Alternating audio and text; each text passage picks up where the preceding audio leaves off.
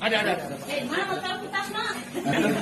Kan saya tidak ada di motor sini. Nanti dicarikan. Sudah. Nanti dicarikan. Mana motor? Nanti dicarikan. Mengajar. Saya mau mati ke jalan kaki. Nanti dicarikan. Nanti carikan lagi. Ya. Kasih dulu satu kali Pak Polisi. Mengajar. Kasih setengah mati saya jalan kaki.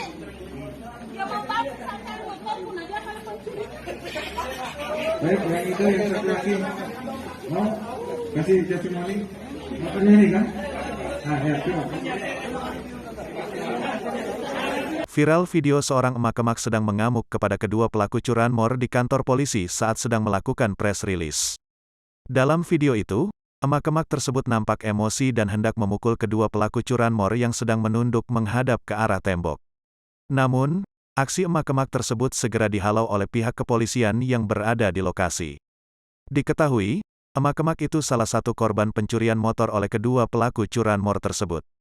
Video tersebut diunggah oleh akun Instagram @birunyarina pada Sabtu, tanggal 25 Desember tahun 2021, yang mengatakan bahwa lokasi tersebut berada di Luwu Timur.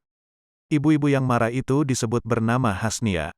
Dalam keterangan unggahan, disebut Hasnia kesal karena pelaku pencurian motornya adalah keponakannya sendiri, Kusno, 40.